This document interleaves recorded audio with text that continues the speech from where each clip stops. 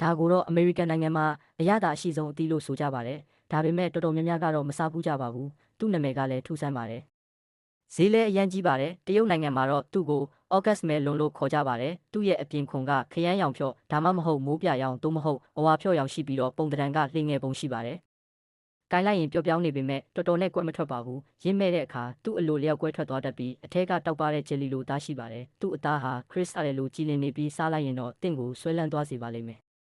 ချိုတဲ့အရသာဟာပါစက်ထဲမှာပျော်ဝင်သွားပါလိမ့်မယ်ဒါပေမဲ့အရန်မချိုပါဘူးတိုင်းနဲ့အနေငယ်ရကအထက်ကအစီမီပျော့ပျော့လေးတွေကတော့မစားရပါဘူးနင်းတို့ကအသီးရဲ့နူးညံ့မှုကိုပိုထူးခြားသွားစေပါတယ်